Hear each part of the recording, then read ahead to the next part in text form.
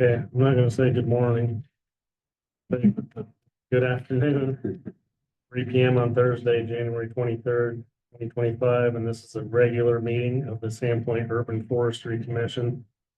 Now called to order in council chambers at City Hall, 1123 West Lake Street, Sandpoint, Idaho.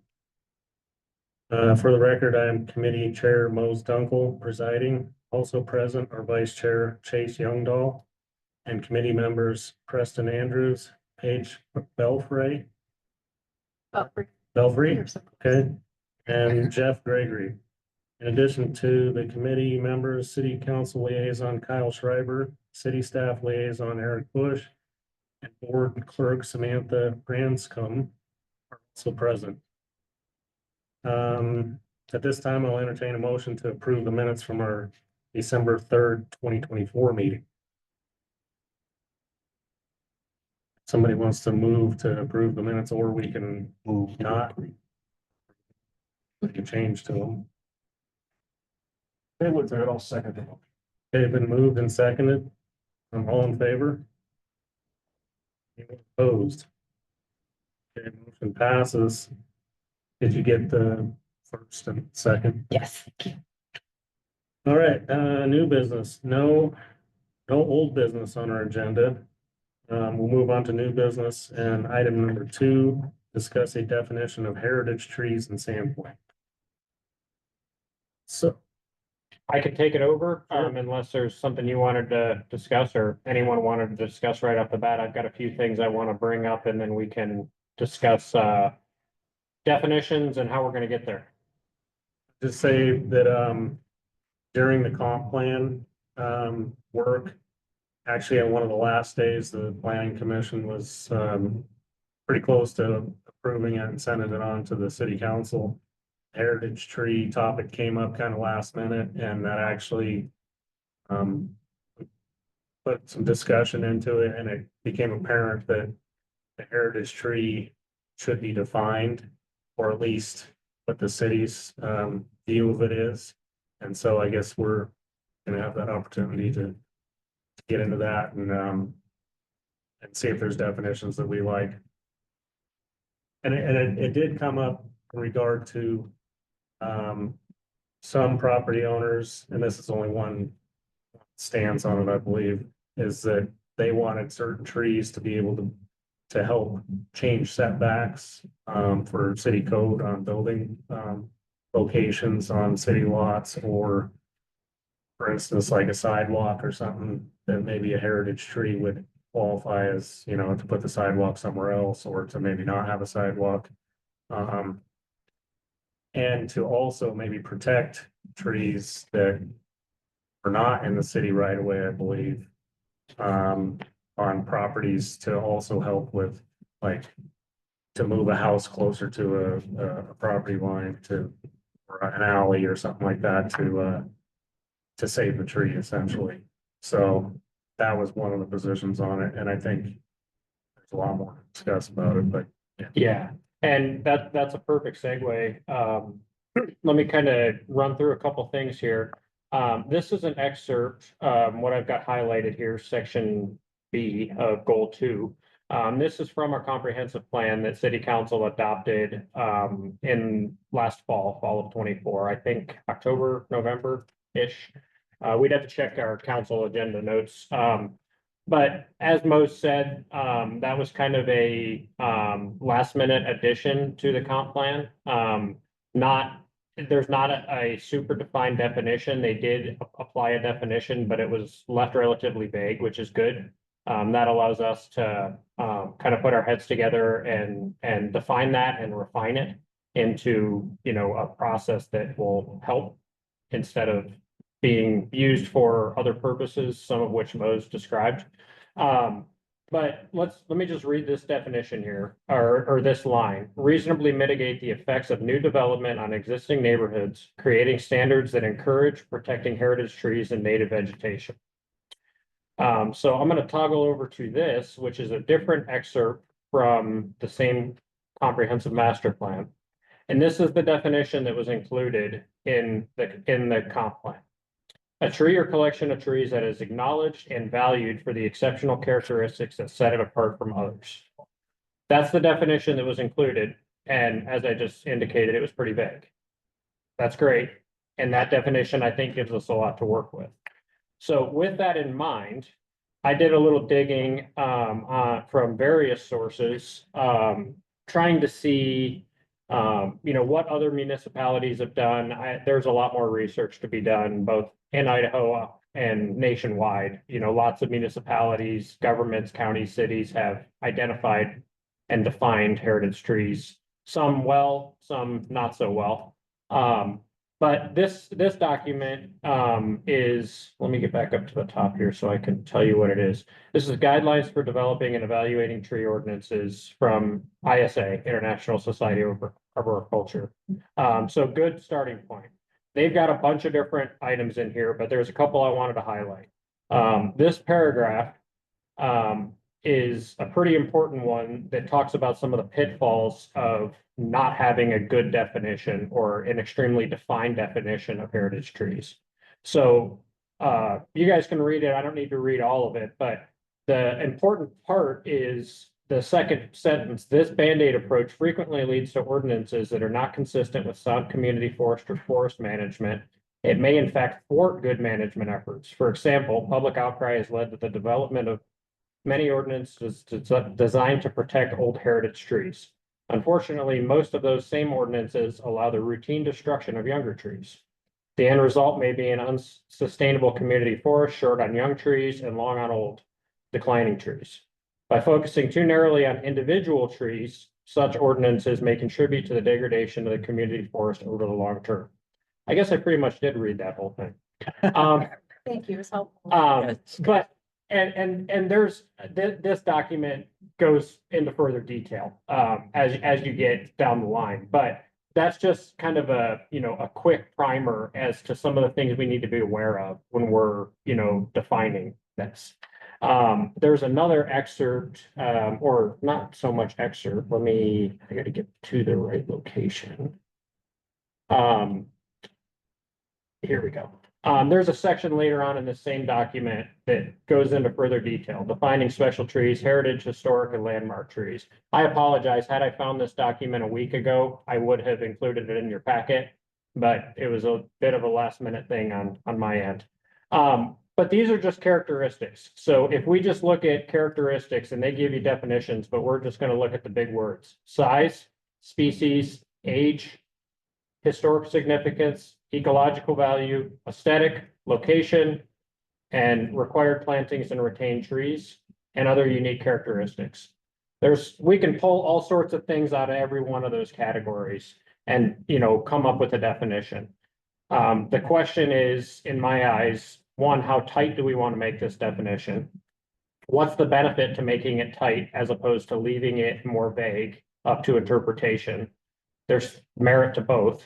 On one hand, you are defining a tight, this is what we as the Sandpoint Tree Commission, or you as a Sandpoint Tree Commission, me in my capacity, how we categorize and classify a heritage tree throughout town.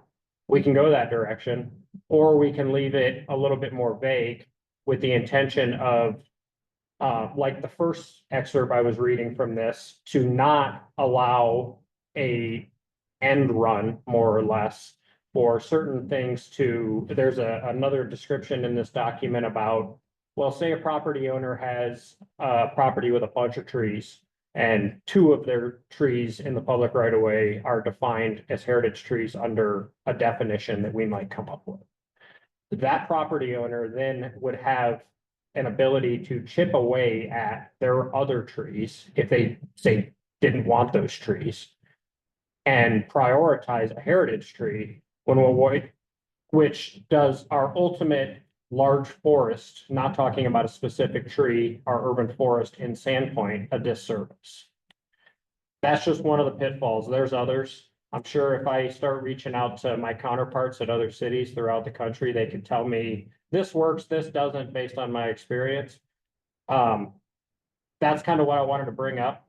Let's talk, and we can, I'm not saying we have to go this way, that way, or somewhere in the middle, but we need to research this and make sure we're doing it appropriately. So we're not, faced with unintended consequences down the line. That was actually one of the things that stood out to me when I was thinking about what the definition of a heritage tree should be, and should these trees be protected and how. Is that if you protect all the older trees, what about all the other trees? What about the young trees? What about just a mature tree, for example? A mature tree takes a long time to become mature, and that's really valuable too. So I liked that you pointed that out. I think that's super important. One of I took a webinar quite a while ago on heritage trees, and the presenter listed mature trees, notable trees, heritage trees, champion trees, veteran, and then ancient. All as I like that. separate, definable, like a lifetime of a tree as a living asset. So I think it's great for us to define heritage tree, but this is a larger scale that I think we should probably also address, maybe not today, maybe another time. Just thought I'd throw that out there to start the conversation. No, that's great. And not to jump ahead, our item 2, review and discuss our arboriculture manual. Those are potentially items we can include in an update of that manual. So if we define a definition of heritage trees, we could expand to add additional categories like Paige just, identified. And heritage trees is X, whatever we come up with. And, oh yeah, it's not just heritage trees. There's lots of other classifications that we have throughout town. And maybe some of that allows us to define a tighter definition for heritage because we have other categorizations. Maybe it doesn't, but it's worth, I think, talking through more. Yeah. I like that. I think that helps to set apart, especially whatever the last one was, the The ancient. ancient, trees. yeah, because then you can, then we can have, each tree can have somewhat of a special status, but not necessarily be like protected at all costs. Totally inflexible and, how it can be dealt with, or what can be built next to it, or et cetera. So, yeah, I agree to put all the special trees into just one definition. Seem to. It's, and this is just my perspective, but when I hear the word heritage tree, well, I'm thinking of a tree that is, let's say, culturally significant. It's been in town, Sandpoint or another town for a long time. It's hundreds of years old. That could be a heritage tree. If it was, say, we're in South Carolina instead of Idaho, and it was a tree that had, there was a major Civil War battle site there, something to that effect. I could see that as a heritage tree. And I think we have those in town here as well in different contexts. But I think there's further definitions to Paige's point. I have a question. I want to make sure I understand. My understanding is that heritage tree has been defined by the city ordinance as protected somehow, if it is defined as a heritage tree. Is that correct? That language is in the city ordinances? Got the code pulled up right here. So ordinance 715-13, protection of public and private historic and heritage trees, which already adds like a whole nother definition that we don't have. The historic and heritage tree preservation designation recognizes the significance of trees to the city. A tree may be retained beyond its useful life because of its contribution to the environment and city character. A heritage or historical tree may be designated by the tree committee in coordination with the historic preservation committee based on the criteria as described in the arboricultural manual. That's the only reference to the heritage trees in our code. Now, kind of what most mentioned was that the new comp plan is sort of designed to guide changes to our code. So hopefully we're going to take what was identified in the comp plan and turn that into new ordinance and change the ordinances that are existing based off of number one, what the public said during the comp plan hearings, and then number two, the advice that you guys come up with. So this does, what I guess what I'm saying is this doesn't need to be the only or last thing that's in our code about this subject. And to that point, we've got, the updating I can't say that word, arboricultural manual. I don't know why that's a tongue twister for me. I was there too. We've got that coming up, and that's a priority for me on kind of my daily duties as a city forester, mostly with respect to responding to tree requests, permit requests, plantings, removals, maintenance, et cetera. The next kind of front, once we get through this, is updating our ordinance, our code. And to Councilor Schreiber's point, as we're defining a heritage tree, and if we add additional categories to, define, that fits perfect with an ordinance update.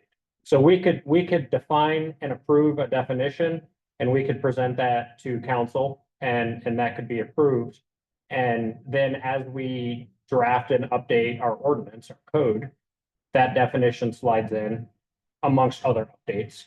And so I think we're on a good track here.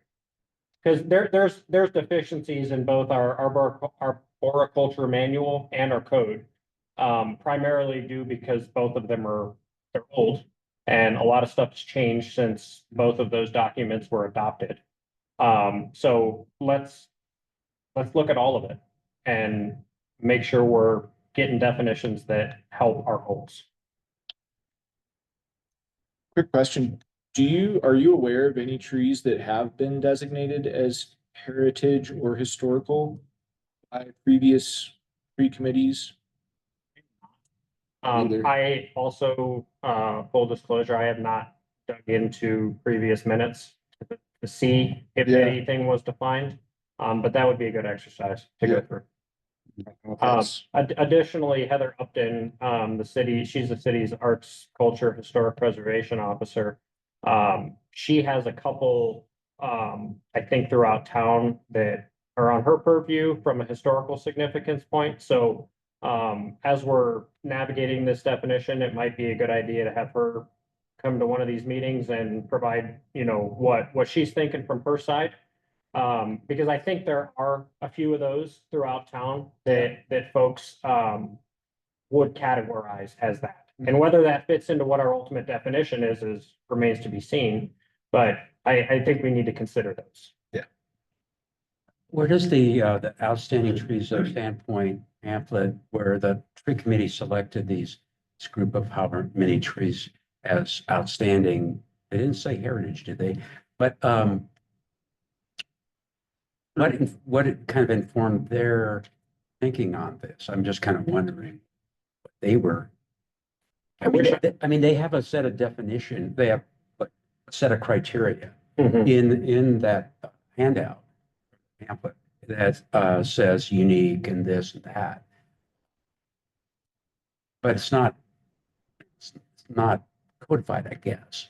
Yeah. There's no mention of heritage tree in that document. Is I did a control F, And there's no, and mind that, and there was, they called it outstanding trees. yeah, I mean, it's a great resource, probably, for tourists, kind of a roadmap Yeah, of sorts, and there could be some in here that ultimately fit what we define as heritage trees, but And I don't know what the process was, and how they defined what trees were included in that document. Right. I think that document was published 06, 08, oh, no. 09. So it's been around for, Yeah. 16 years. I think at least maybe 10-20% of those trees are no longer in town. They've been removed. Right now. And I know one on my street is gone. And I included that in, for discussion points here. I would like to update that document. We don't need to, that's not like we're gonna update it.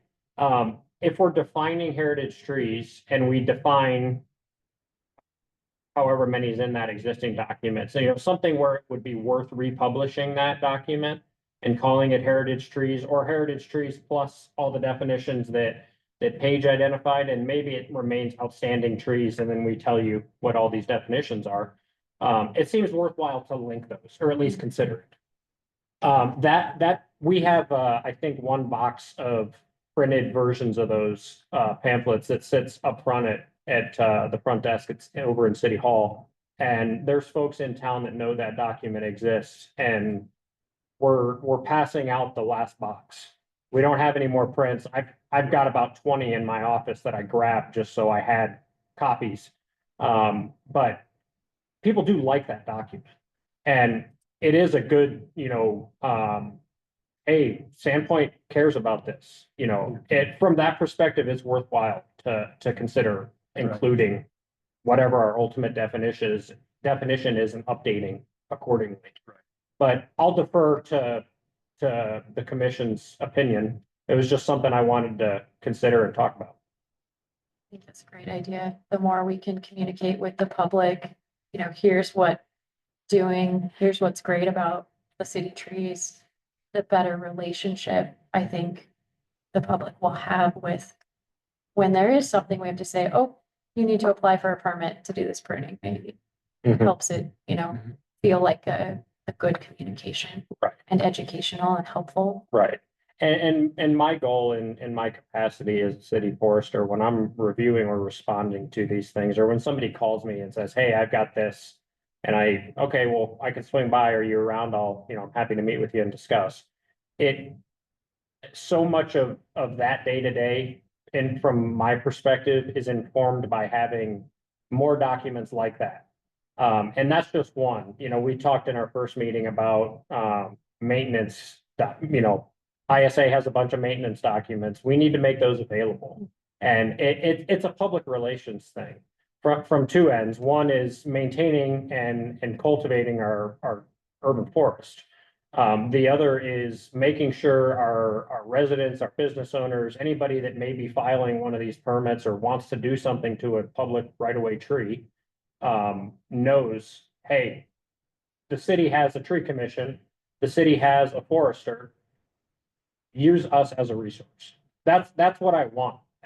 And some folks know that and some folks don't. And we just need to get the word out. And I feel by updating things like this, it'll aid us in keeping things moving the way I hope they are or will be. So was the P and Z commission kicking around any kind of, spitballing working definitions on that when this came up? No. No, I think the planning was looking for feedback.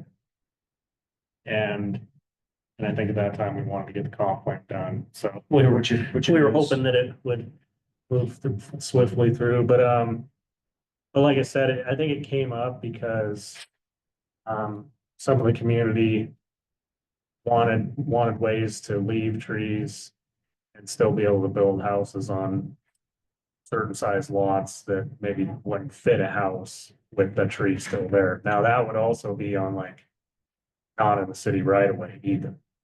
So that kind of gets into a different topic, I think, where I think they were looking for the city to identify a reason to leave a tree and to move a house location on a lot that the city doesn't really have anything to say. It's not a city tree. So Within this wall, against the west. yeah, like the ability to say, I want to move my house over, my plan to build in a little different location than what the code requires because of this tree. And I think the feedback from planning was kind of up in the air of, how often is this going to happen? And the house might be more permanent than the tree, depending on the tree. So there was a lot of question of how do you just say yes or no to it? Because it seems like it could come up, but then I think they could get a conditional use permit, maybe. So it probably doesn't get into what we're talking about, actually. Well, I do think there's merit to that discussion, and that is potentially something we could include in a future, code update, ordinance update. But that's not something that we're gonna unilaterally change building and planning and zoning code. Yeah. with. That we would work in concurrence with the planning and zoning commission if we wanted to pursue something like that. And what I would envision with respect to something like that is, say you buy a lot in town that was not developed in the past. It's been, an open lot and it has, a couple large trees on it and they're healthy and we would love to keep them around. If a developer comes to you and says, I want to put 3 units, 4 units on this property. These 2 trees need to go. They're on private property. They're not in the public right of way. So that's not in my purview to say yes or no. I think there's merit to reconsidering a lot setback, for example. Instead of, hey, if you maintain this tree, you can build at 5 feet from your lot setback instead of what the code says. Things like that. That's not a decision that we're gonna decide on in a meeting and move forward and city council is gonna approve it and we're gonna go from there. That's a long-term conversation, but I think it's worth having. Yeah. Yeah, I think you're right. The process could take a while and it would take a couple other commission or another commission plus city council, and city council you guys could change it entirely after all of that too, so. But maybe a cooperative, more coordinated effort so that everybody had a heads up on what was being discussed or what the plan was before it got that far. And because I think council probably would want to be a part of it, as far as I know. And if that's something that this commission wanted to pursue, we could present to planning and zoning about that idea. Obviously, Moses is a member of planning and zoning. But we could route through planning and zoning and then do the same thing to city council. Hey, planning and zoning, we would like to consider this. If planning and zoning is agreeable, okay. Then we go to city council and we're on a city council agenda. City council, we would like to consider this. Before going down the path, that's instead of putting the cart before the horse, hey, is anybody interested in this definition or this consideration of changing things? If so, all right, we'll put our heads together and figure out how to get there. If not, okay, we didn't spend a bunch of work for no reason. I definitely think that we heard plenty of public input that people were interested in finding flexibility to preserve trees where they wanted to. And again, like you said, if it's on private property, then it has to be voluntary on their part. We can't force them to save a tree. But if we did give them some sort of flexibility, how do we ensure that they didn't just turn around and cut down that tree as soon as they got their building permit, right? So I think there's a couple different ways we could go about it. And I don't want to get too far down that path because like you said, that's not really what this commission is. It'd be more defining, these are the characteristics that allow planning and zoning to even consider whether that tree is worth saving.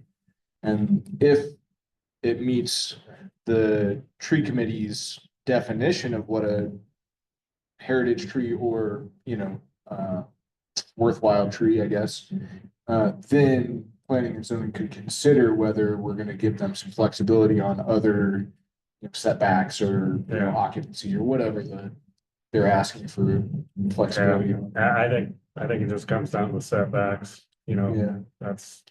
Yeah, the case that I'm thinking of was our code requires a certain length of driveway. They said, well, we want a shorter driveway so that we don't have to cut down this grove of cedars. And that's just one specific scenario, but I think that's something that we could probably be flexible on. I know that specific number of driveway feet is all that important. You're not encroaching on the neighbors like you would be with setbacks. Yeah, I think where it might be come up is like the front street setback is different than the side street and the alley and et cetera. And then planning did go through There was some changes to that, which I don't think are code yet. So I don't think it would be a problem because it's not like, yeah, we're working with a whole lot of room anyway. So if it was able to fit a home and a tree and a driveway and all the setbacks to make it all work, it's either gonna work or it's not. So, but I don't know of like a vehicle to make it happen now. Like I don't think there's any way to change it now. Right. So I think that's what people are looking for. And Sandpoint also has like a ton of non-conforming structures that, you know, are on a lot line or over. And one of the big ones is like, there's old garages that are pretty much on the street or over the sidewalk almost, or In at the that- side, yeah, or on Front Street on Ontario. Yeah. There's some structures that are virtually at the sidewalk or maybe even closer. Maybe they're than the sidewalk, but I think there's one on Oak where the neighbors put in a sidewalk and it goes right into the side of the Yeah. garage that's well into the right of way. yeah. So I think planning, or at least in the past, I think planning staff would probably be open to.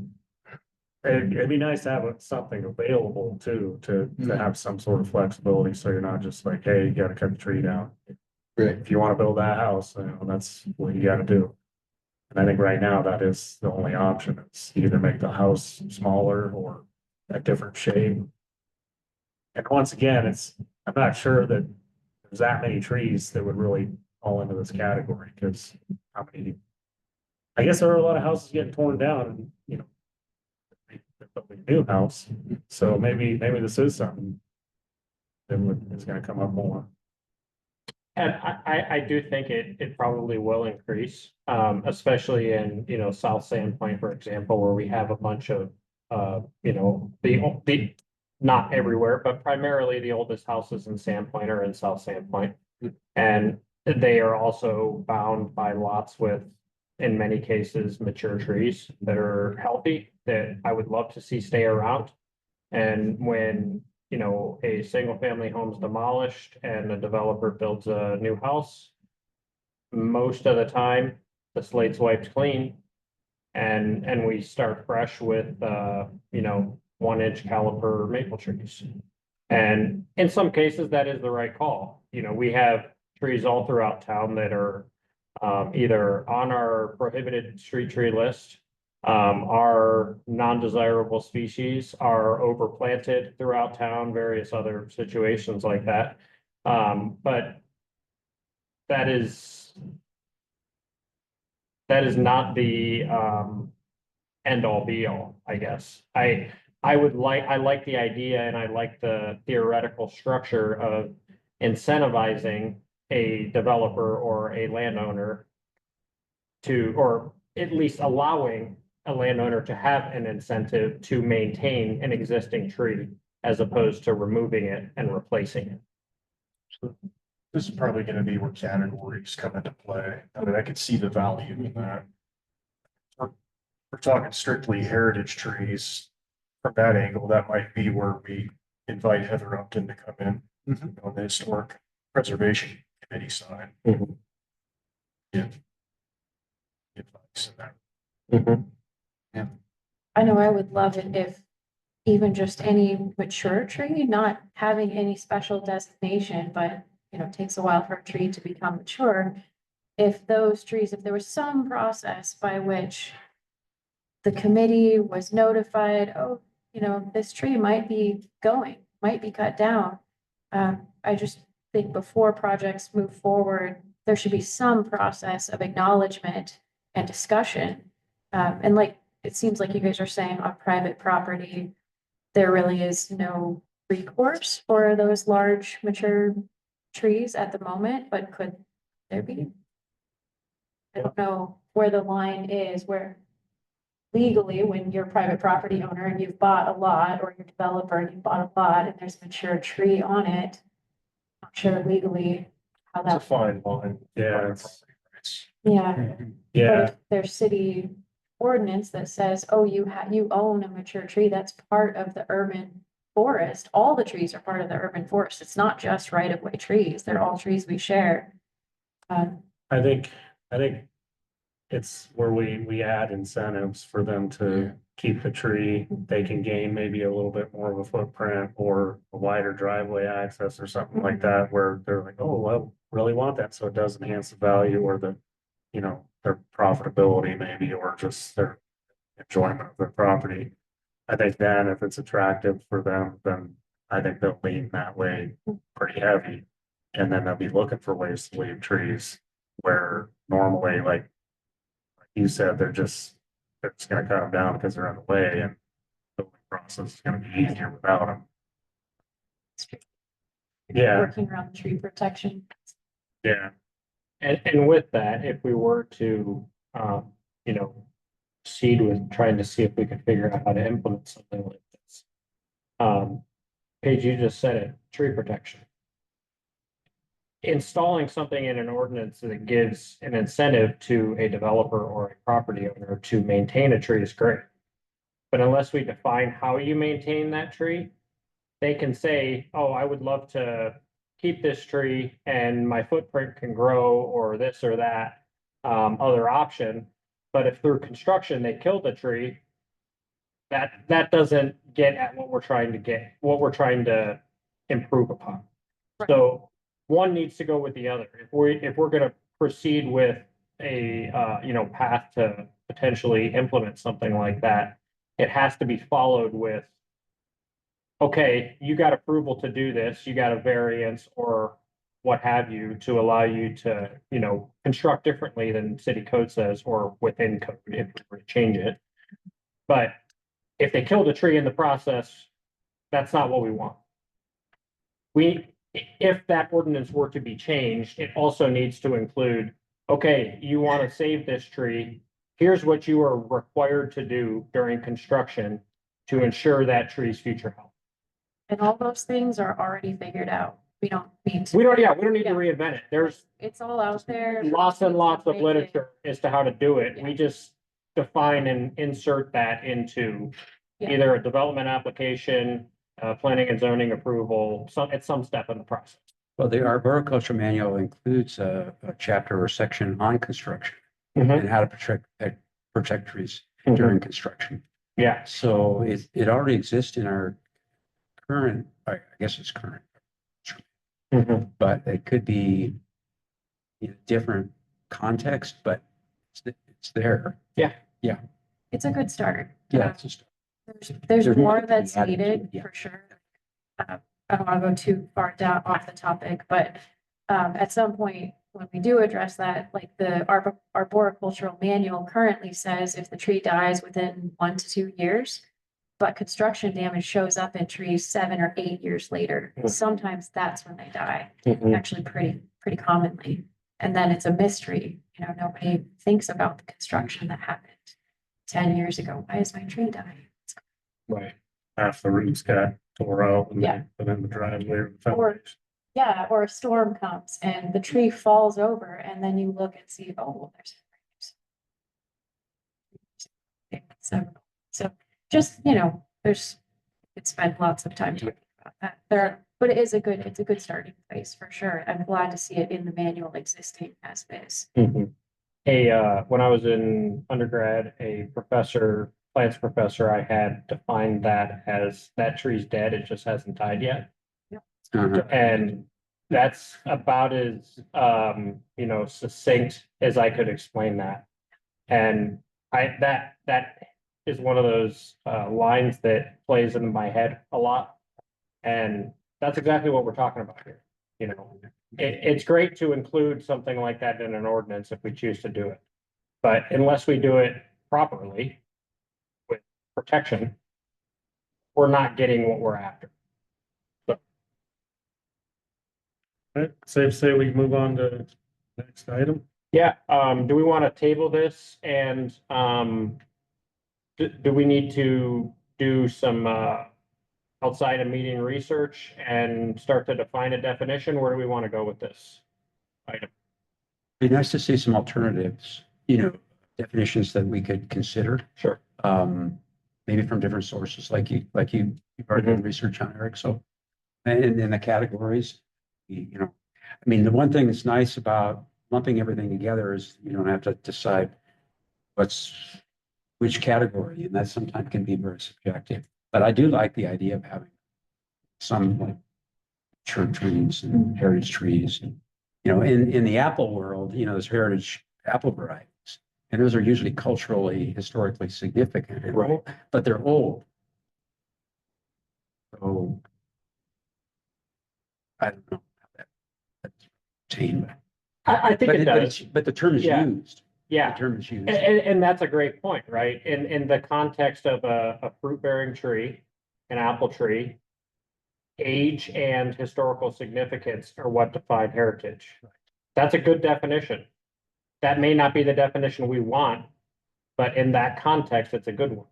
So let's find those definitions and others, ones we like and ones we don't like, and figure out how we coalesce them into an ultimate definition that we can define for Sandpoint.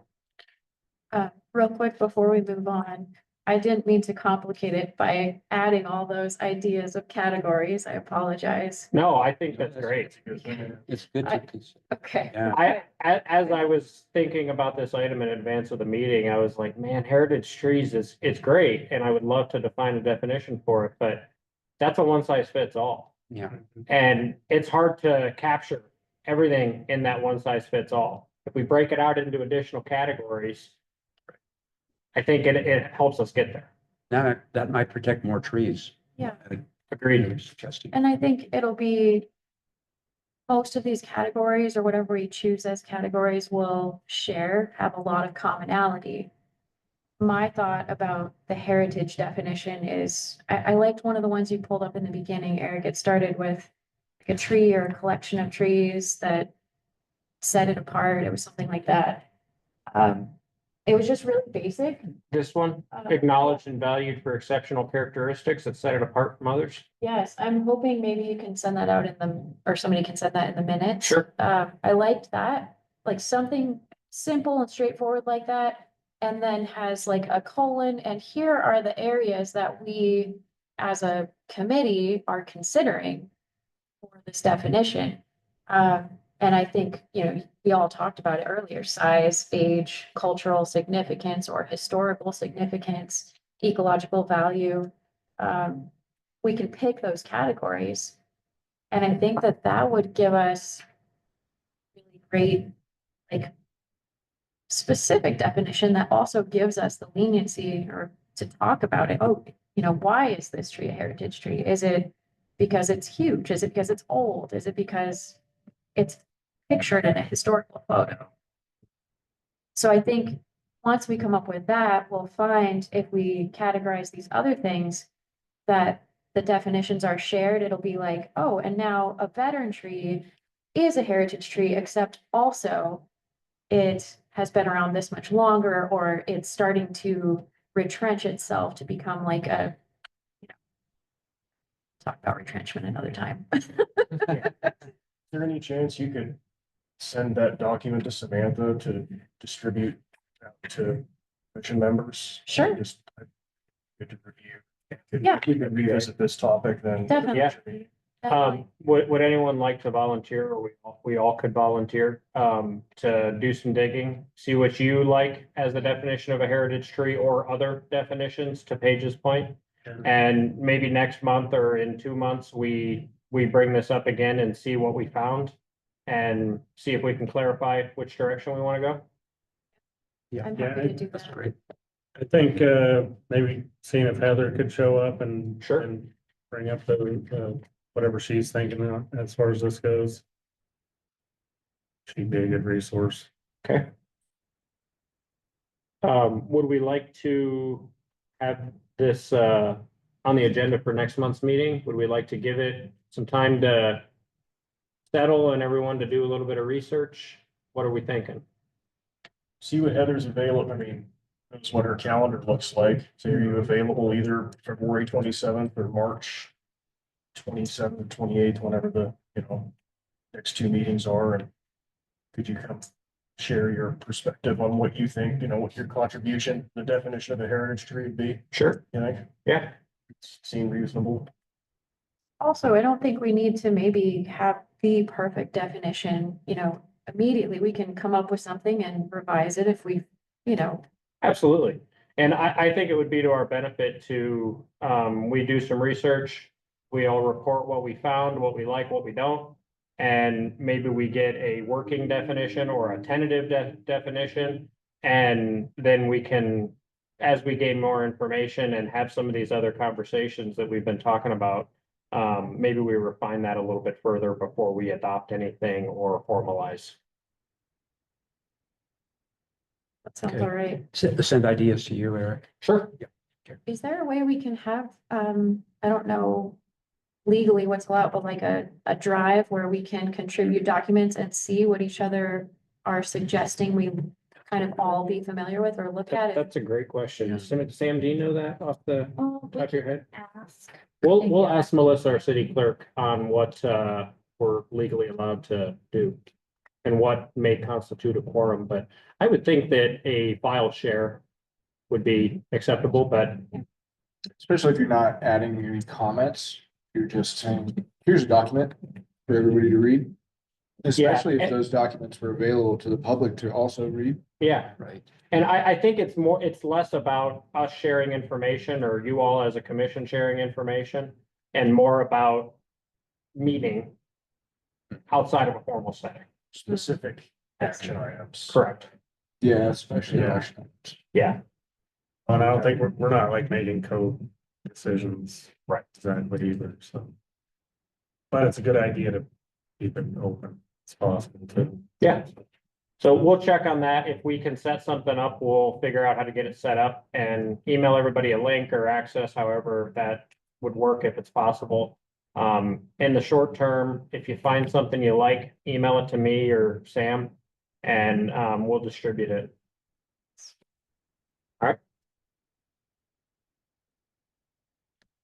Next, we will review and discuss the arboricultural manual.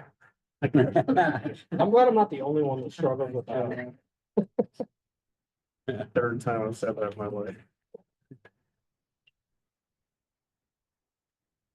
So I've got the manual up here on my screen. I'm not sure if all of you have reviewed this, are familiar with it from other purposes. This is a really good document. There's a lot of good info in it. There's also some info that's dated.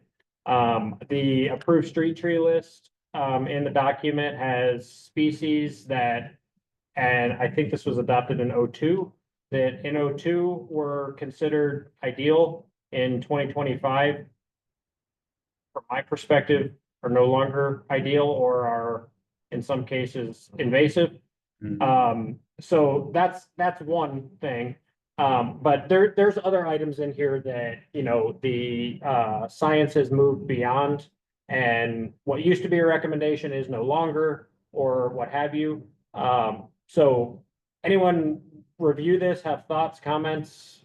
There's I guess a couple ways to consider an update of this. It's, let's take the manual we have, let's pull out the old science, let's insert the new science, let's update our tree list. Or let's wipe the slate clean, let's start fresh. There's a bunch of options in between those two. I don't think we should scrap it. I think there's good It looks like a information. good, a solid foundation. I mean, I think it is too. full disclosure, my education in arboriculture is archaic from the early to mid 2000s, so I don't know. This looks mostly good to me. I would defer to those who know more current info than me, but just some questions that just kind of jumped out. I mean, unless there's sorry. Jeez. Yeah, on the list of currently prohibited trees. City rights of way, why Mountain Ash would, is that just for the mess? It's the fruit. And that's one, with respect to this, I'm trying to get down to that list. Chase, is that in the end of the document? Page 20. 20? Okay, I scrolled past it. Oh, I'm not on page 20. There we go. Yeah, that, I think that is because of the fruit bearing nature of mountain ash. My personal perspective is I think that's a really nice street tree. It does have drawbacks, like lots of other street trees have drawbacks. But it's a hardy tree. And there have been situations, full disclosure to the commission, where I have approved those trees to be planted in the public right of way. And this list of currently prohibited and the one that follows, approved street trees, is the approved council list. So that is what I rely on when I'm reviewing or approving or denying permits when they come to me. We have an additional list that was in our urban forestry master plan, which is quite a bit more recent. That was adopted 2 years ago as opposed to in 2002. And a bunch of the species that are in the list in this manual, in the other list, both approved and prohibited. And that one's closer to where I would like it to be. There's still a few here and there, but I kind of work on both. And it's also a case by case, you know, if somebody approaches me for a permit at this, it's a case by case thing. And there's certain situations where it's, well, that tree is, you know, on our prohibited list. If you want to remove it, I'll gladly allow you to remove it. But the only time I ever do that is I have a conversation with that landowner or property owner in advance. Would you be willing to plant a new tree? If they're willing to plant a new tree and we have for example, a cottonwood in the right of way, and they want to remove the cottonwood and plant an oak, I'm a lot more likely to approve that permit. I'm likely to approve the removal of a cottonwood in the right of way anyways. But if it's possible to replace a non-desirable tree with a desirable one and a landowner's willing to do it, I'm on board. And I guess my view is trees are messy, really no matter what. So I mean, a mountain ash it tops out at what, 25, 30 feet. So it'd be in that, you know, it'd fall in that class one of small, medium-sized tree to be suitable for rights of way and the wildlife they attract. I mean, if you're a birder in Yeah. February and March, cedar waxwings. Yeah. Just swarm the things late winter, early spring.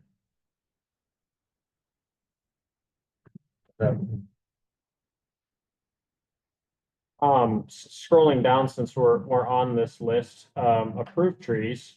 Some of the ones in here, especially in class 1.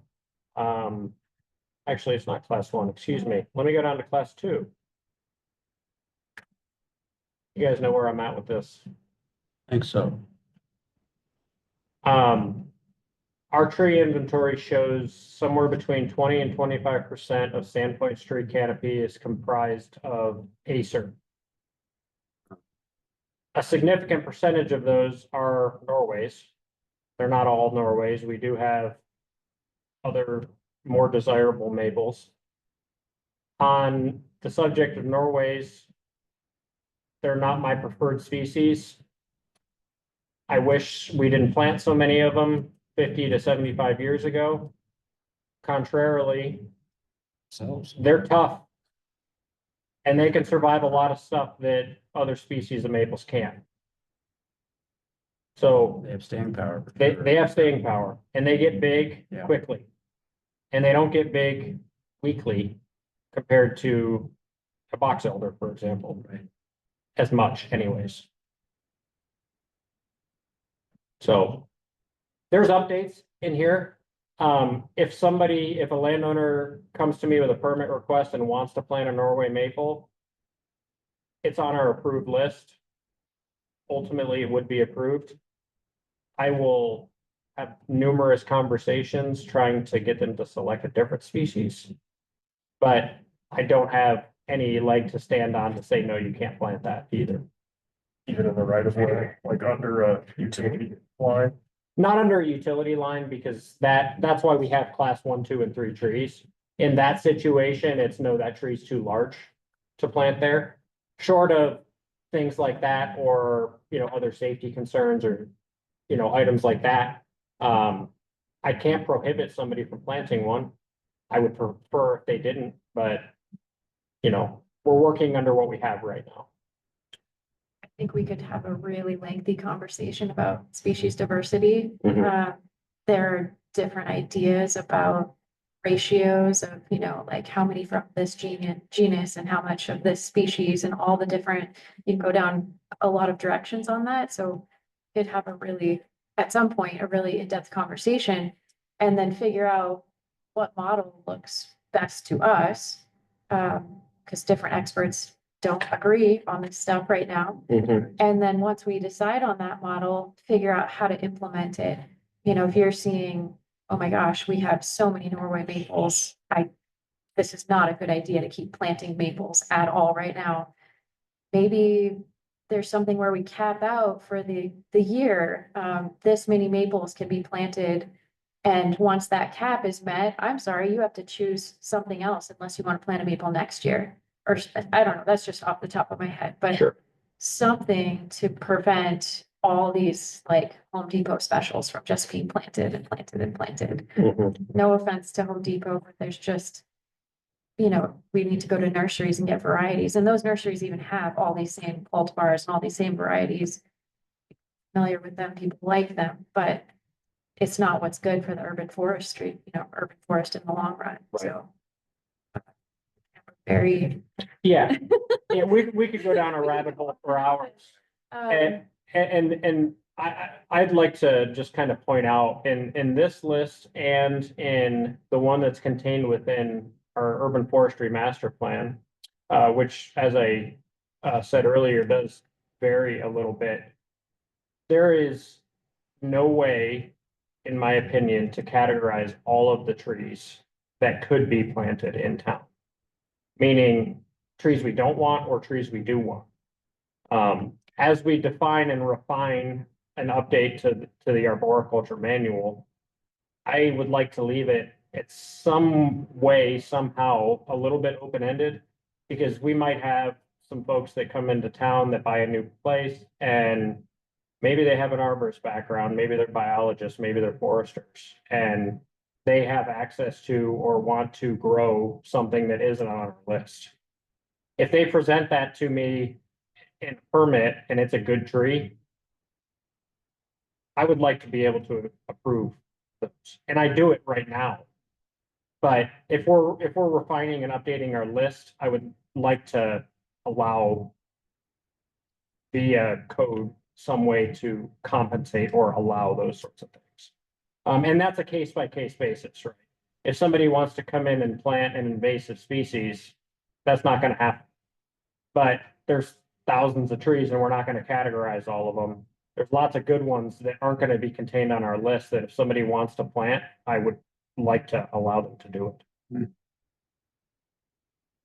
Something I just noticed as to the point that we need to review this manual, I just noticed that Mountain ash is actually on the list of approved trees. It's on the list of approved trees and on the list of not approved trees. Wait, Yeah. is it really? Yeah, on page 22 near the top. That's interesting. This is why it's such a complex subject, Yeah. because it really depends on who you talk to. I guess you can argue it either way if you have to, right? Yeah. Based on, it's under class two, it seems. Yeah. Appropriate class one, but. This could. Well, Interesting. One agenda. Good item catch. future Meeting with They- just. proposition. Well, they don't get the species on the prohibited. Right. Would it be an idea to maybe invite some other experts in to help pitch their view of, it's different than what see if there's other ideas. Missing something or we're at, we should, like you said, with so many people. Are we heading down the road, that's all there is. Yeah, I think that'd be a great idea. Do you have people in mind? Probably not, well, yeah, maybe. Name comes to mind, John Gaddis. He would be a little more forest. Sure. But I think that, Yeah. and I'm sure there's. Yeah. Preston, I'm curious in your capacity as a professor, did you ever dig in any of this or any of your counterparts? Ever dig in anything like this? You're talking about like recommended, prohibited, that kind of stuff. Yeah, I guess that, but less so from a city ordinance perspective and more so from a academic perspective. You know, what is, it could be biology, it could be ecology, all the ologies of, you know, there's any number of different ways to look at this. No, not really.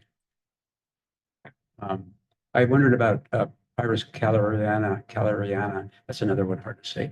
Some places that's invasive, but I don't think it would be here. I've not seen evidence that it's invasive here. Yeah. I have seen lots of evidence of its invasive nature in the eastern US. Yeah, that's right. It's everywhere Yeah. and it's It recedes- problematic. it Recedes because birds Yeah. take the. And that is again, much like the Norway discussion. Right. If I've not had any request to plant that tree. Okay. If I did receive those requests, it would be very similar to a discussion I would have about a Norway maple. Try and encourage that person to plant something else. Do you guys think it would be worth having a separate list or an addendum to the list about what's appropriate under power lines as opposed to not power lines? So it seems to me that, you know, with all of the overhead power lines that we have in town, the areas that don't have power lines, maybe we should be encouraging bigger trees because those are kind of the only areas we can, you know. Yes, Right. I think that's a great idea. That's a Yeah. good idea. And I think it isn't only power lines.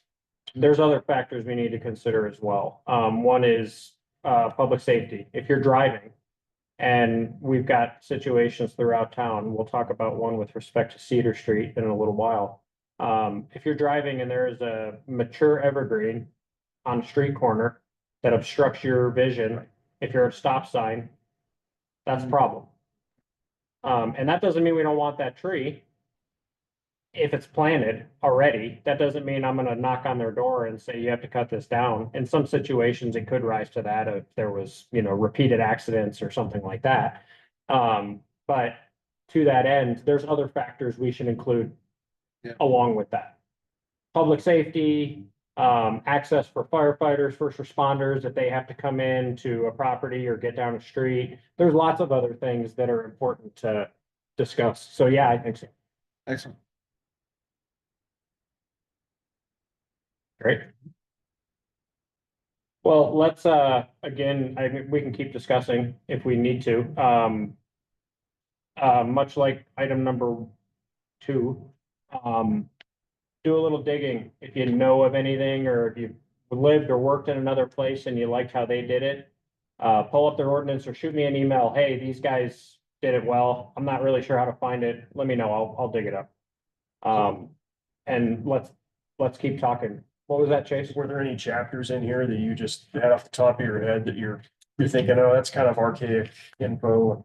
I'd like to update that. I don't know that it's chapter specific, with respect to maintenance items, protection and preservation, things like that. I think there are individual, lines or bullets within the document that, you know, are in conflict with where the modern science stands. So I think we should just go through and you know, highlight those and be items we want to consider. We've got a powerhouse of tree folks in this room that, you know, I've got a fair bit of that knowledge myself. I'm not an arborist, I'm a landscape architect, so comes from a little bit different perspective, but we've got arborists here, we've got professors, we've got loggers. We've, you know, I think we can use the resources we've got in this room to figure a bunch of this stuff out too.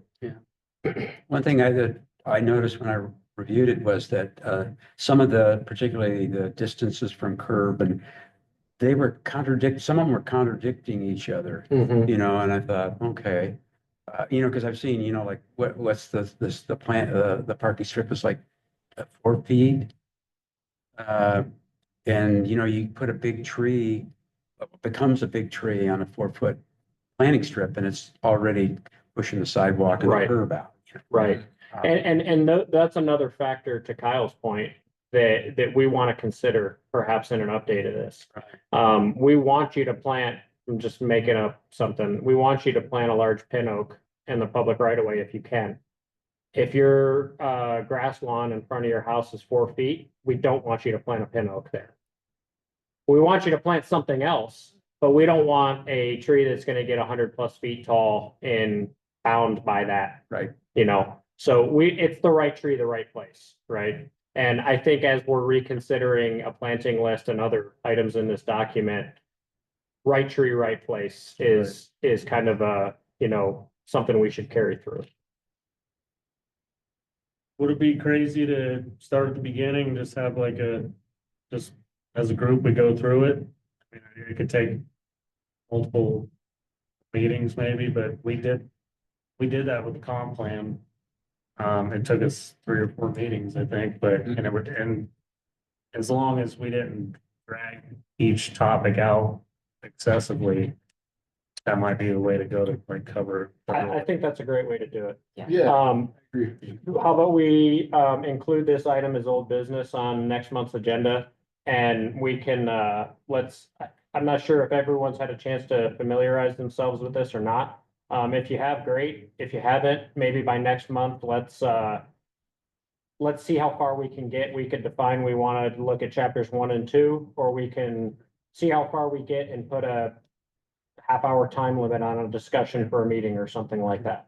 Yeah, I think, yeah, you can drag out, especially in contentious areas, but if we show up with a little bit of homework done already, then, you know, Yeah. it can probably go pretty quick. Yeah, and you know, if we break it down chapter by chapter, just looking at the table of contents here, I think to some respects, this can be broken down chapter by chapter with the expertise and background of the folks in this room, right? We're all looking at this and I'm looking at it and oh, that's my area. And I'm looking at it and I'm like, okay, that one might be Paige's area. This one might be Preston's. And this one might be Jeff's. And, you know, we don't need to define who's doing a specific chapter, but we all have our expertises on specific items in this document that might be a good idea that, hey, this is the one I run with. Just taking small bites at a time would help staying organized with the discussion. Yeah. You know, multiple tangents and rabbit holes trying to, you know, go through everything on it, which I mean, it's good with this commission being new, just to have, you know, these 30,000 foot views to get started, but as we Absolutely. move forward, you know, being more focused on one chapter, more detail, a couple chapters in detail. Yeah, You know. absolutely. Well, how about we'll do this? We'll carry this item over to old business for next month's meeting. For now, let's see, chapter 1 and 2 are pretty simple, guidelines and definitions.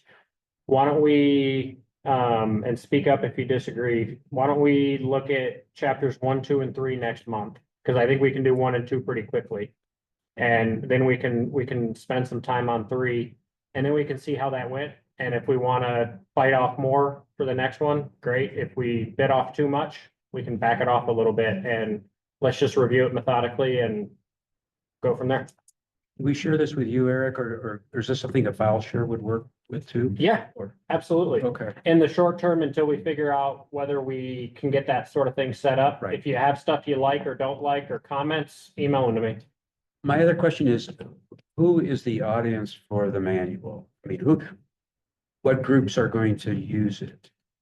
If somebody reaches out to me, with a permit request, I'll say, do you know about this manual? Okay. If you do, awesome, you're ahead of the game. If you don't, I'll tell you how to get a copy of it. So it's yes and no. So Some folks are, some folks aren't. But the audience is everyone. I think it's, and we can make this technical. We can make it not technical. I think a hybrid is probably where we're gonna land.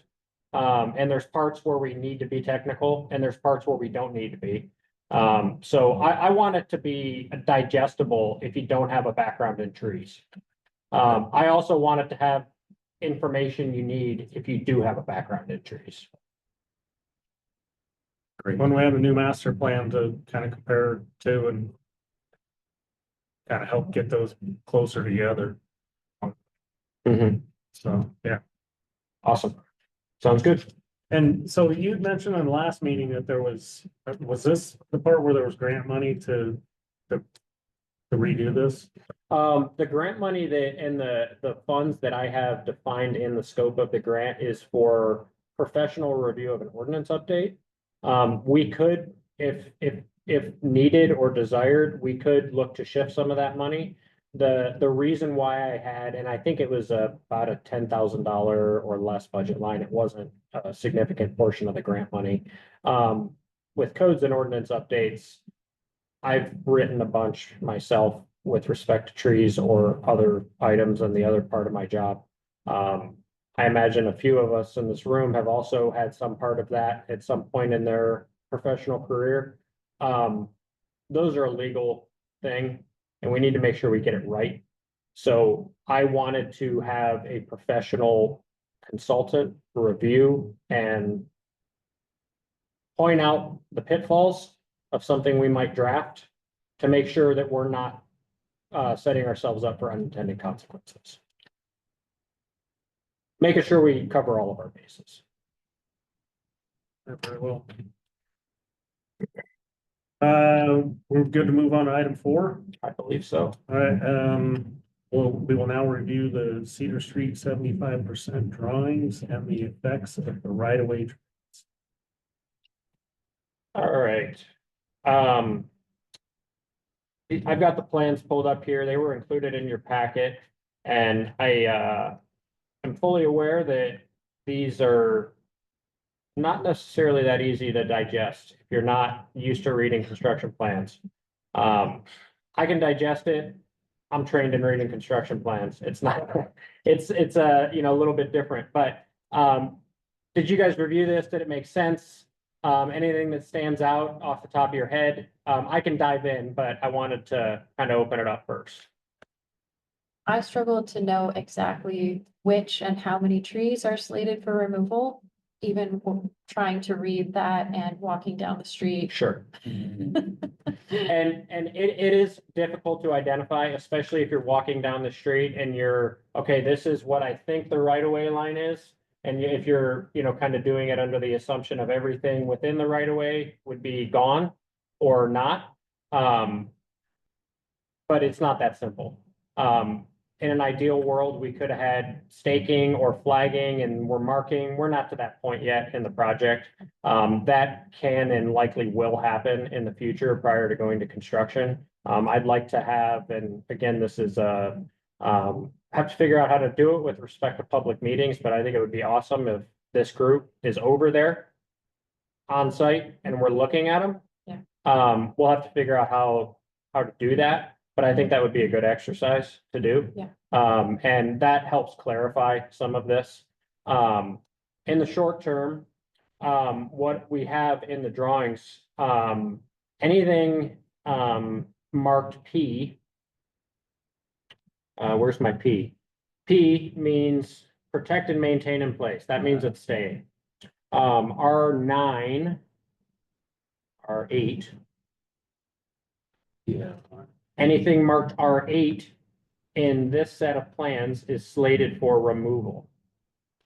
Let me back up first. This front page, first page of this says 75% design. In construction terms, that means it's not done yet.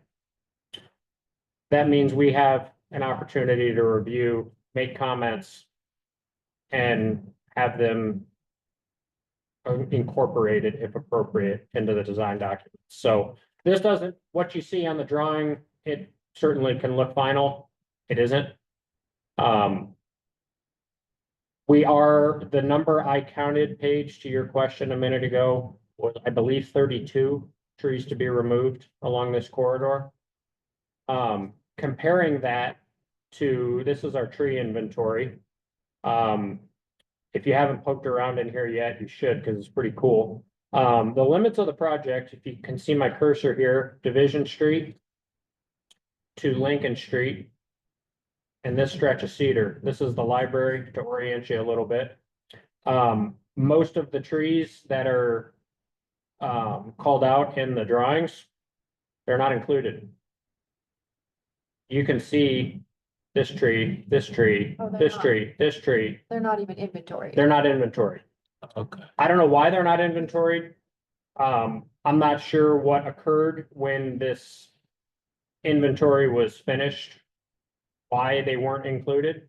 Might have been that part of this was under construction when the inventory was going on. It might have been that they didn't have enough time or money to inventory everything, which was the case in some parts of town. But my intention with this was I could easily pull up, because with access in here, you can click on this tree. Says it's a cherry, its DBH is 13 inches. It's in good condition, no problems, it's alive. I can look a little deeper as the manager of this database and see some additional characteristics.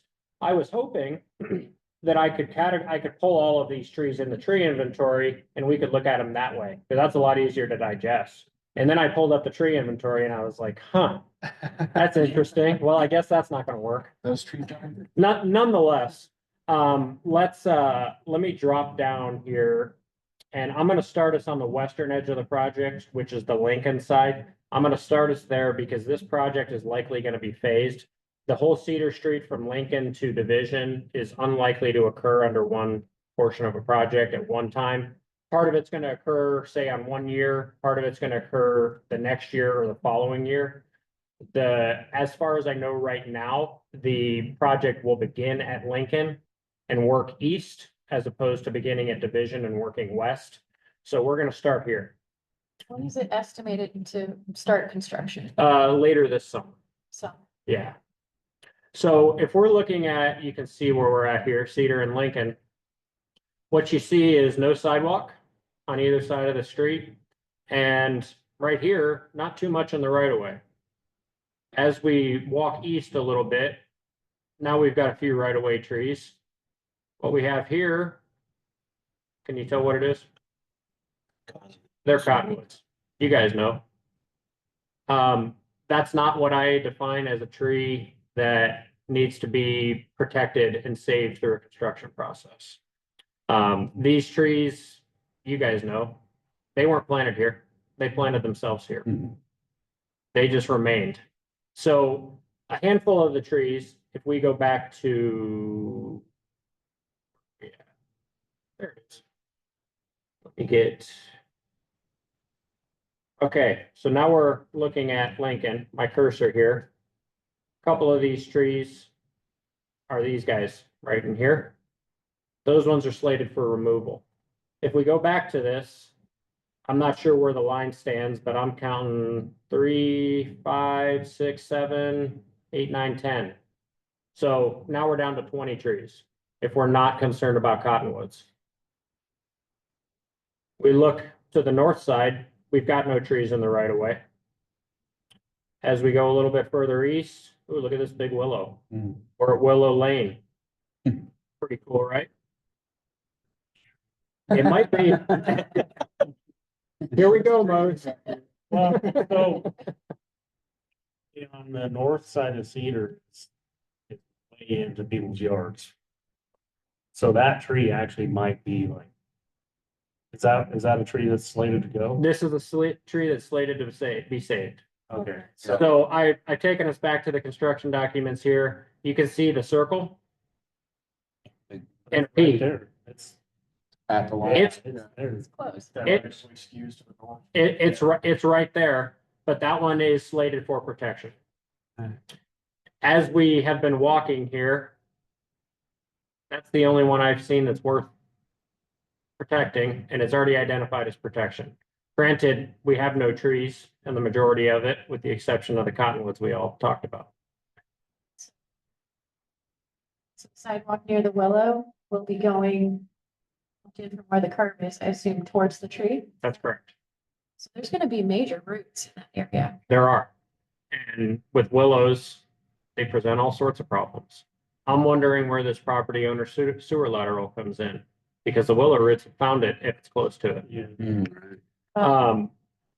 Yeah, That's just another topic that probably we need to explore at some point sooner than later. You know, what are the options for bringing in a sidewalk with an existing tree and not killing the tree, doing it, trying to preserve the tree? mhm. And there's a lot of ways to do it. Yep. So there's a lot of options. And as not to sidetrack us, the other portion of my job when I'm not hanging out with you fine folks is construction management. I do capital projects. One of the projects types I work on is sidewalk projects. I've got all sorts of tree protection notes. I can give you 50 different versions that, you know, cover a bunch of different things. We need to tweak them. They're good. I can get us to the point of protecting a tree, mostly because I'm standing there when the concrete contractors are excavating and I'm telling them what they are and are not allowed to touch. I'm not always on site, though, and that's the part that gives me pause. That's where it needs to be written into their contract. It is, yep. And so we do include those tree protection notes are included as a part of their contract. Over my career in construction, what I've learned is some folks look at drawings, some folks look at contracts, some don't. Right. And that's where the enforcement comes in. So those tree protections will be included in this and they will be robust. And I will be supervising, not the construction project, but the factor that pertains to urban forestry, making sure the trees that are identified for protection are adequately protected throughout the project. Awesome.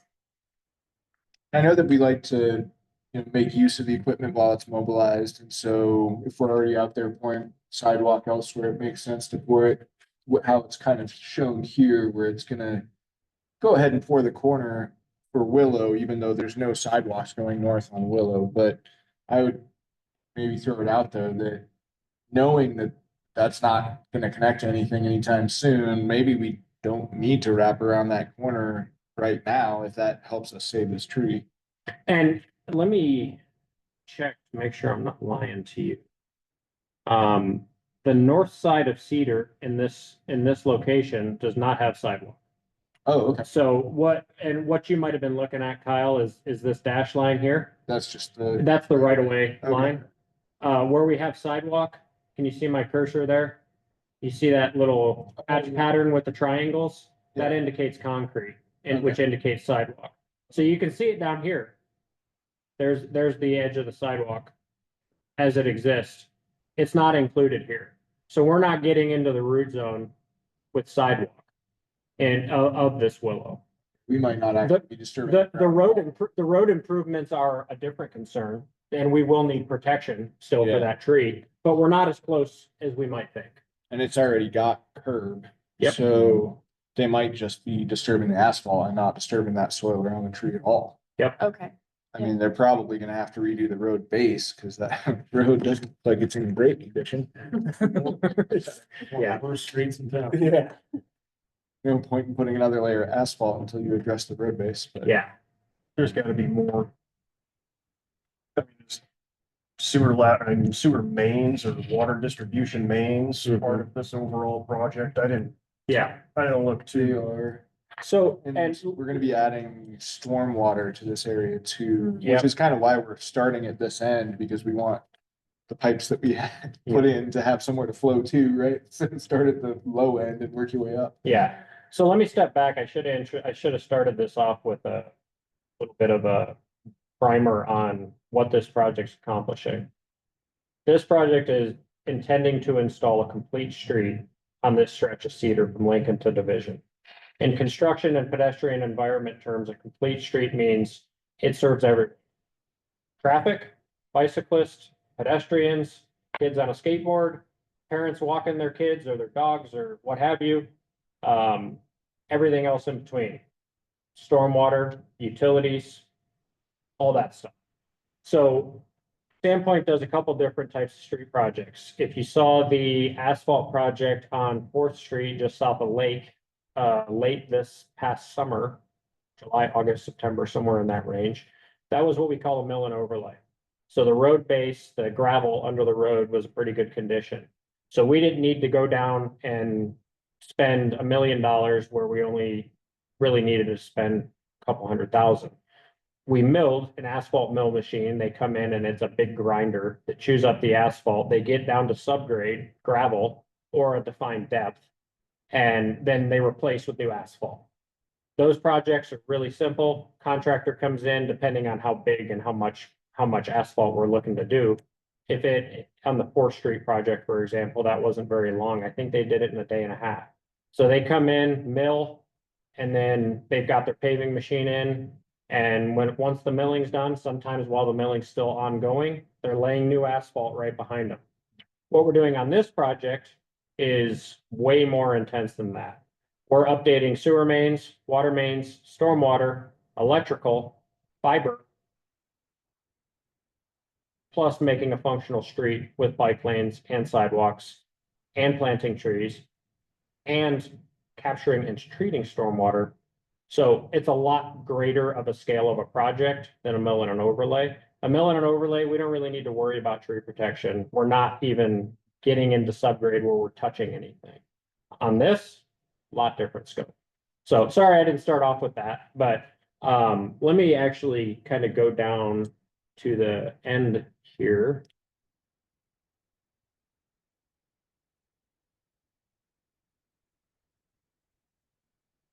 At the end.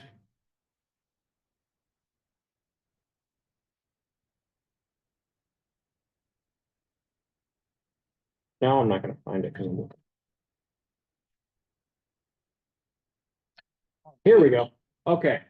So this is a typical road section. If we cut the road in half vertically and are looking at it from the side, this is what we're looking at. So this is a travel lane. This is a travel lane. This is a curb. Everyone following me? Yep. Okay. So what we're doing here, which is kind of similar to some of the improvements that have happened downtown, but not to the same level of intensity, is we are collecting stormwater in the planting strip, and then here's our sidewalk. So what we're doing in the planting strip is we are not planting turf, grass, like you might see in a lot of locations throughout town. We're planting we haven't decided on the final mix yet, but it's likely going to be a clover mix, which is low to no maintenance.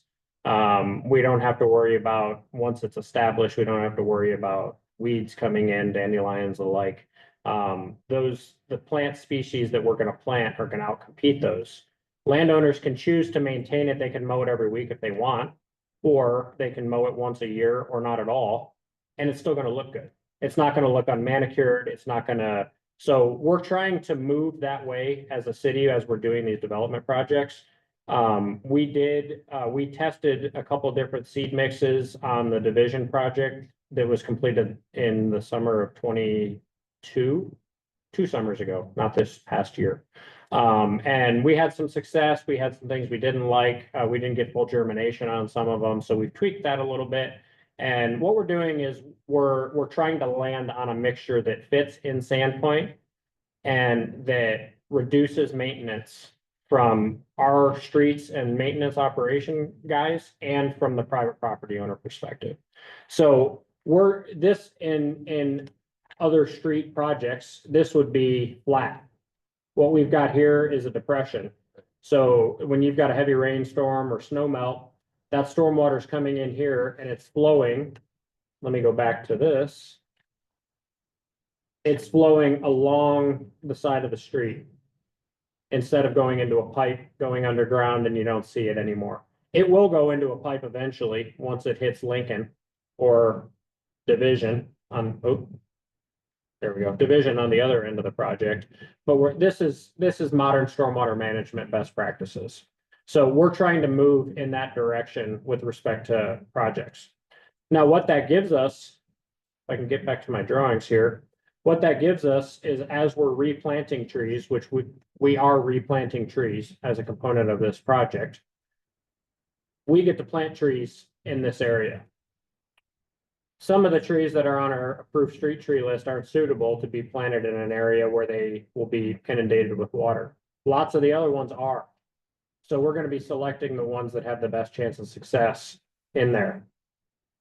It's a pretty cool aspect of the project that I get really excited about. So there's some opportunities there, and as we're moving forward on selecting final species or how many trees do we want in this stretch of the road, all of those types of things. Those are some discussions we can have as a group down the line. So let me I keep sidetracking us with tangents, and I apologize for that. But let me get us back to Willow. So we looked at the Willow. That one's being saved. Now we're looking further east and we see again minimal trees in the right of way. As we're getting up here, it looks like we've got a maple. And that might be a horse chestnut. And we are at, One thing you can do if you go to see more dates up on the top left over there, one of the passes they made was during the summertime and you can actually see the trees or the leaves, like I think 2013. Yeah, go to the next one, 2013. Yeah, there you go. Now it's Cool. on somewhere you can actually see the leaves. Ah, cool. so now we are at, let's call it, because Google's telling me roughly 1718 Cedar Street. So let's get to 1718 on the plans.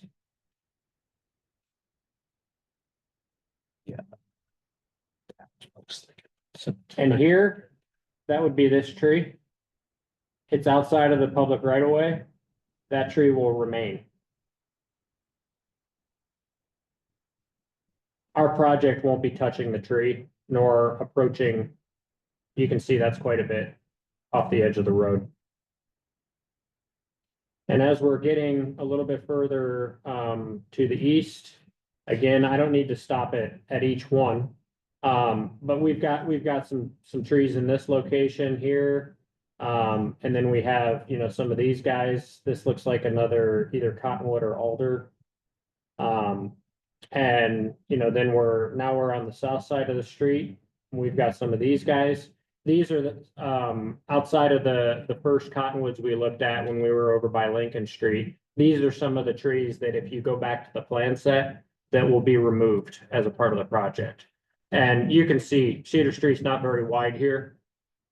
And our plan, well, now that I navigated off that page, our new road width is containing 2 travel lanes, bike lane, stormwater strips, sidewalks. So we're quite a bit wider than this layout here.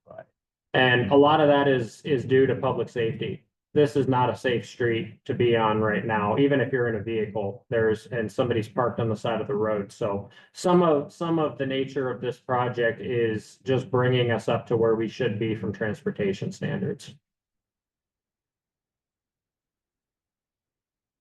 That big tree on your left right now is already gone.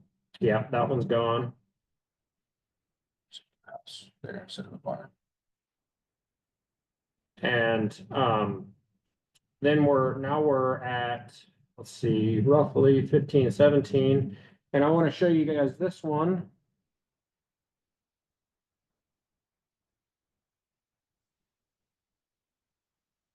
Go up to the definition documents.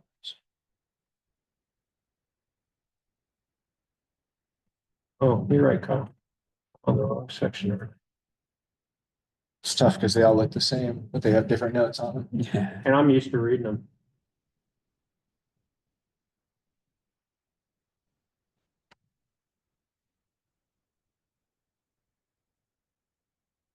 Here we go. All right, here we are. You can see we've got a bunch of different call outs here. Right. And we did, about 2 months ago, actually, it was, I can tell you exactly, on November 14th, we did an open house at the library. Holly, our Public Works Director, is running this project, and we did it, as we do on many of our capital development projects, open houses to get public input. This landowner that owns this house right here was there and was pretty vocal about maintaining her front yard forest, as I believe she called it. If I'm looking at these trees, we've got a lot of aspens in here. We've got a few Doug firs that are obstructed, but they're in there. Let's see if we can. There we go. Yeah. We've got some conifers that are kind of back in here. This one's a bit of a challenge. We don't want to come through and wipe that whole front out. We've told this property owner at this meeting that we would do what we could to maintain what we could. We can't save them all. The concern I have with this is we know how aspens grow via rhizomes. I've seen them push sidewalk apart. I've seen them push their way into roads. I love aspens. In this context, we're talking about infrastructure damage. It's a challenge. Yeah. They're also not going to go away, even if, even if you were to come in and remove them as a part of a project. They're aspens. Yeah. The rhizomes are still there. They're still going to pop back up. So this one's a challenge, and we're trying to work with this landowner to do what we can. And when you look back at this set, when we're looking at, remember, R9, remove existing trees, that's a significant portion of what's called out here. This again isn't final. And we're, like I said, trying to work with this landowner. But as we're looking at the number, I think it was roughly 32 per my count. We've got probably 10 of them here, and we've got probably 10 of the cottonwoods that we looked at on the west side, closer to Lincoln. So now we're down to 10 trees. You see where I'm getting at. I'm not disputing this landowner's concern, nor am I publicly saying my opinion on this species of tree or that species of tree. That's not my job. My job is to look out for the best interest of our urban forest and our infrastructure on that component of the project. So we're working with these guys to maintain what is of concern to them where we can. That doesn't mean we can do it everywhere, but we're trying to figure out how to kind of meet in the middle. If we're looking on the north side here. Quick question on that before we Sure. move on.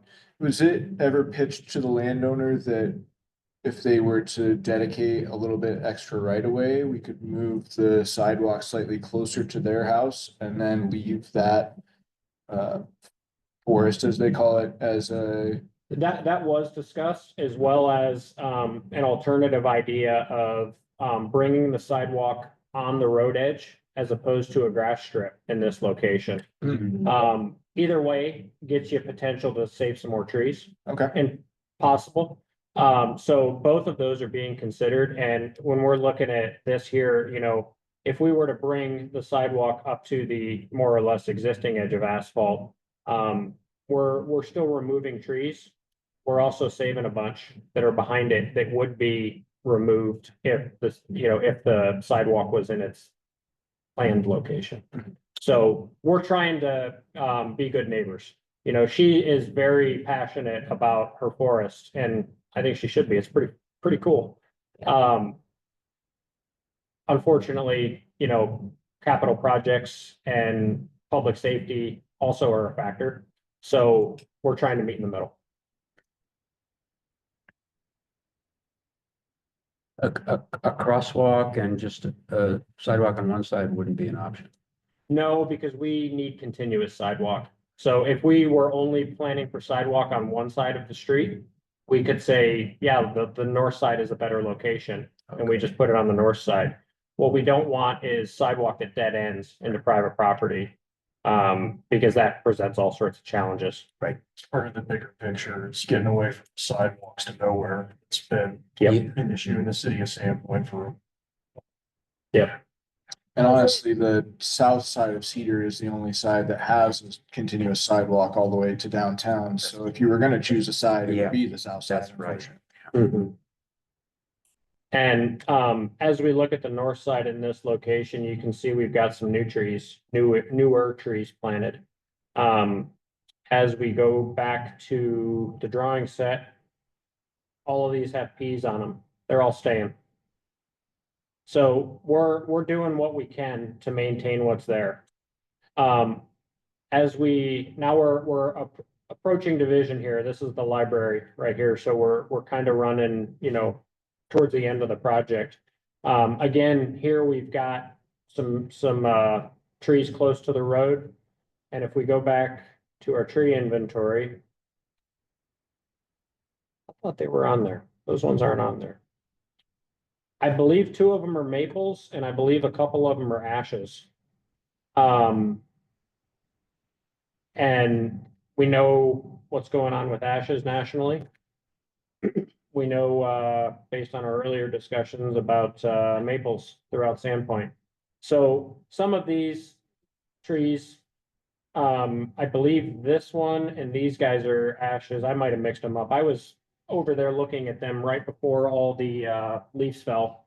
And now it's just been a couple months, so I don't remember everything I saw. With emerald ash borer not being in Idaho yet, it will be at any point. I have a hard time justifying preserving and protecting an ash tree right now, unfortunately. We preserve and protect, we find out the emerald ash borer is here next year. That probably wasn't a good use of our money. So in locations like that, we're gonna work with the landowner and this landowner was also at that public meeting and expressed, wanting to maintain what they could.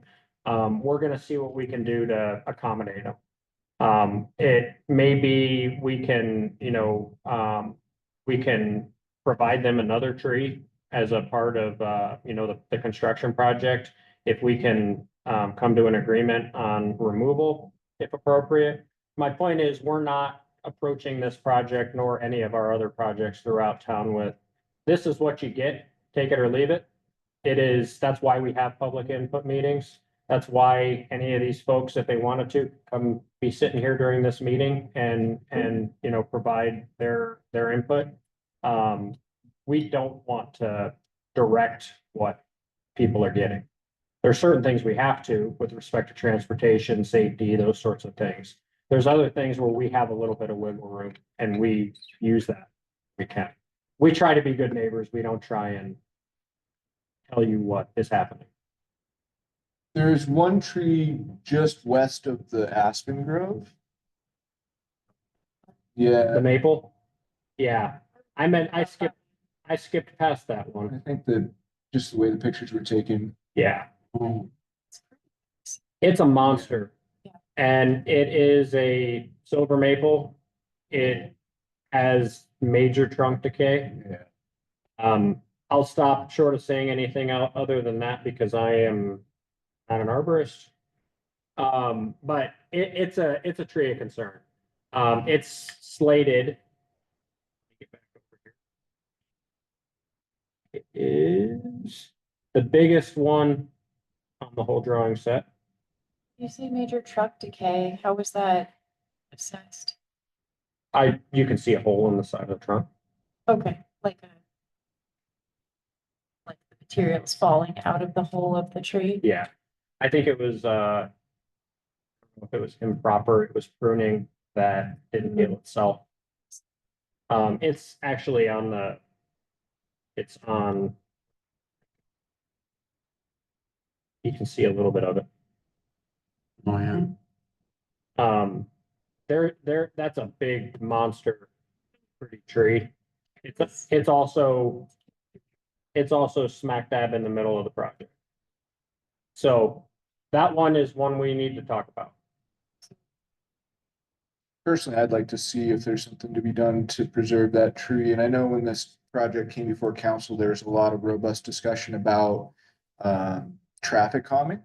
And I think finding a way to preserve that, even if we lose a couple parking spots on the side of the road, might provide some traffic calming. So And just this, there isn't on-street parking in this portion of. the oh, there project. won't be at all. No, Okay. two lane travel, with bike lane. Also, Point taken.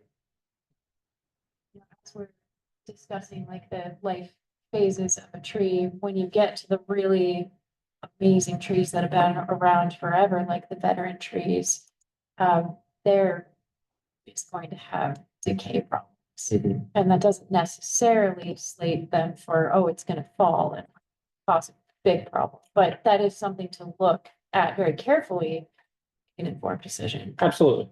Yep. I think we've all seen cases where you look at a tree from your perspective and you're like, ooh. Yeah. That's a challenge.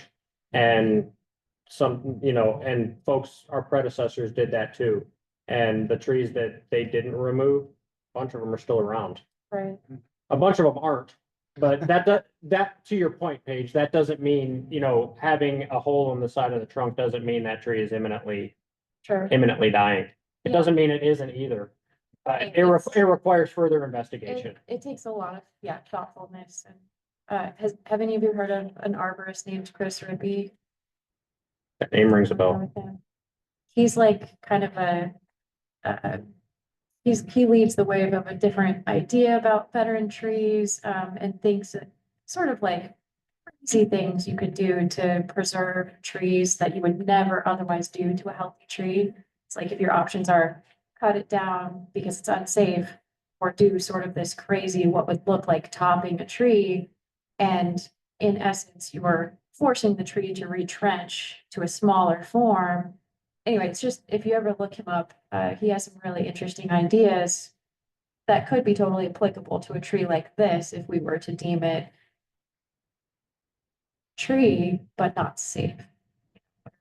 Is it worth losing the tree altogether, or is it worth maybe doing something that would otherwise be considered not good tree work and letting it retrench and become a veteran tree someday? Because that's how they do it to themselves, or we can assist with retrenchment. There's just different Yeah. ways they get there. I'd love to know more about that. Chris Rippey, he's got a lot of talks. Cool. I just want to point this out because this was the item I was talking about earlier with respect to a conifer blocking your view. So this is Madison Avenue. I went over and looked at this again this afternoon because I marked it in my internal memory earlier this year. But if you're in a vehicle and you're sitting at this intersection, turning right or left, you can't see what's coming at you due to this. I think it's a lodge pole right in the way. This tree is this guy and is on the list slated to be removed. In that situation, this is a pretty nice tree. And if it was planted somewhere else, I'd be wanting to keep that one. In this situation, I can't recommend keeping it. You don't have visibility coming, if you're sitting at this intersection wanting to go eastbound on Cedar Street. So that's just an example, and I just wanted to point that out since we were talking about it a little bit earlier. There are situations like that, and look at our power lines above us here. I was going to say, there's another reason that Yeah. it's not appropriate. So there are situations like that, and this project and other projects we do, that, it's a healthy tree. If you just look at it from that perspective, you're like, why is it going? That could be a reason. Yeah, just for my own edification, since we have some experts in the room, what would be the ramifications of limbing that up to a level where you could see cars coming, but it would still have enough branches up high? I mean, obviously, there's still power lines up there, but in other scenarios around town, because there's a lot of situations like that where there's a tree that has gotten tall enough that it might survive. I don't know. I think you could prune it. Yeah. It would And survive. Yeah, it probably won't think- grow, it probably won't make it grow really tall. sometimes pruning will encourage them to grow taller, Okay, but like a third is safe to prune. Yeah, And that one is not pruned even 10% of it, so, so just touching the ground. yeah. when you prune a tree that way, you're essentially like taking off one side of the tree or a third of the tree, something like that. It changes the dampening effect of how the movement or the energy in tree, like say there's a wind blowing or an event, like storm event, it changes how the tree can dampen that energy. Sure. Which, in a big tree with targets around it can be a real issue. In a small tree like this, where at least small right now, lodgepoles don't get that big. It's not that big of a deal, really. I wonder, tree like this, do you have to completely cut all of one side of the tree to make visibility an option again, or could you do some careful thinning? Mhm.